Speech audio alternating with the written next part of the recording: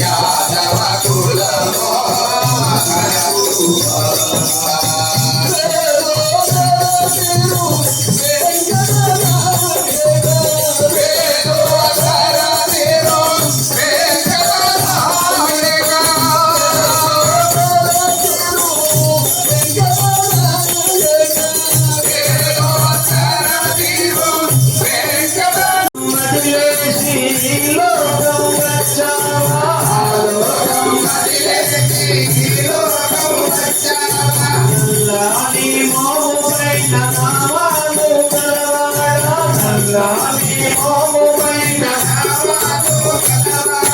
వజ్రాలు రత్నాలు వంటి నిన్న ఉన్నవాడ వజ్రాలు రత్నాలు వంటి నిన్న ఉన్నవాడ ఇంపైన మౌని దయా వెంకటేశ ఇంపైన మౌని దయా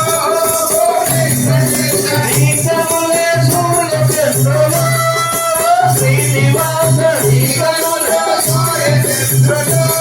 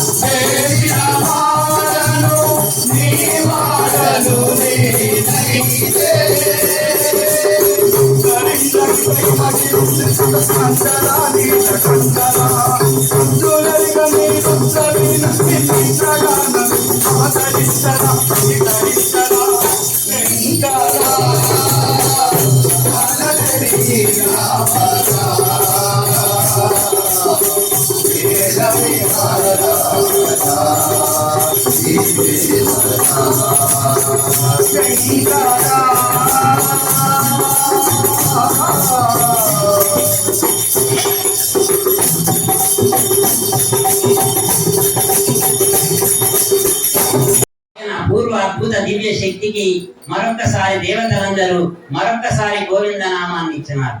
తర్వాత శ్రీకృష్ణావతారంలో శ్రీకృష్ణావతారం తర్వాత మరి అవతారం ఇంకా కల్కి అవతారం రాలేదు. అందుకొరకే శ్రీకృష్ణావతారంలో గోవర్ధన గిరిని పైకి ఎత్తి 7 రోజులు 7 సంవత్సరాల బాలుడు 7 రోజులు 7 పగళ్ళు ఏకదాటిగా గోవర్ధనగిరి పర్వతాన్ని ఎత్తిన సందర్భంలో ఇంద్రుడు సమస్తమైనటువంటి దేవతలందరితో సహా వచ్చి కామధేనువుతో అభిషేకం చేసి గోవింద పట్టాభిషేకం చేసినారు. గోవింద పట్టాభిషేకం చాలా గొప్పది అన్నారు. అందరికీ గోవింద నామం భగవంతునికి అత్యంత ప్రీతి పాత్రమైన నామం. రామాయణంలో శ్రీరామ పట్టాభిషేకం ఎంత గొప్పదో ఈ కృష్ణావతారంలో గోవింద పట్టాభిషేకం అంత గొప్పది. అందుకనికే గోవింద నామం చాలా పరమ పవిత్రమైన దివ్య నామం. అపార జ్ఞాన సంపన్నులైన ఆది శంకరాచార్యులు కూడా గోవింద నామంతోనే భగవంతుని స్తోత్రం రాసినారు. ద్వాదశ మంజరి అనేటువంటి దానిలో భజ గోవింద స్తోత్రంలో భజ గోవిందం గోవిందం భజ మూఢమతే సంప్రాప్తే సన్నిహితే కాలే నహి నహి లక్ష్యతి దుర్గ్రీకరణి. అందులో 3 సార్లు గోవిందుని స్మరించు, గోవిందుని ఆరాధించు, గోవిందుని సేవించు అని గోవింద నామాన్ని ఆ శంకరాచార్యులు కూడా 3 సార్లు ఆ పరమ పవిత్రమైన గోవింద నామంతో సమస్త వేదాంత సార సంగ్రహభూతమైన భజ గోవింద స్తోత్రాన్ని రాసినారు. అందుకొరకే వెంకటేశ్వర స్వామికి అత్యంత ప్రీతి పాత్రమైన నామంగా గోవింద నామం చెప్తారు. అందుకరికే తిరుమల శిఖరాల మీద నిరంతరం ప్రతిధ్వనించే, సప్తగిరుల మీద ప్రతి భక్తుడు నిరంతరం స్మరించే పరమ పవిత్ర దివ్య నామం గోవింద నామం. ఆ గోవింద నామానికి అంత గొప్పనైనటువంటి శక్తి ఉంది. అందుకొరకే హరి గోవింద హరి గోవింద హరి గోవింద అనరా మంద, మృత్యువు దాపున మసలేటప్పుడు ధన కనకాదులు నిన్ను రక్షించవు. ఏది భక్తి ద్వారా అనే విషయాన్ని మహాత్ములు ఎందరో చెప్పారు. జ్ఞానం ద్వారా సాక్షాత్కారం అవుతుంది, భక్తి ద్వారా సాక్షాత్కారంతో పాటు సగుణ రూపేణ బ్రహ్మ ఏది భగవత్ సాక్షాత్కారం కూడా అవుతుందనే విషయాన్ని చెప్పారంటే రెండు జరుగుతుంది భక్తి ద్వారా. అందుకే మహాత్ములు ఎందరో భక్తి చూసిన నాకు ఈ విధంగా ఏంటిది నేను సగుణ రూపేణ చూసిన భగవంతుని అని అంటూ అనుకుంటారు కదా, అది వాస్తవమే. అది ఏంటిది భక్తి అంటే ఏంటి, దేని ద్వారా ఏ విధంగా వస్తుంది భక్తి అని అంటే,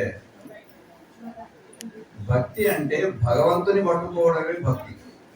భగవంతుని పట్టుకోవడం ఏ విధంగా మీలో ఉన్న ఏది తన్ మన్ ధన్ ఏదైనా సేవ రూపేణ ఏ విషయమైనా చూడండి. ఆ బాబు ఎంత ఇది తబలా వాయించుండు పారవశ్యంగా, మీరందరూ ఏ విధంగా పారవశ్యంగా కీర్తన చేసిండు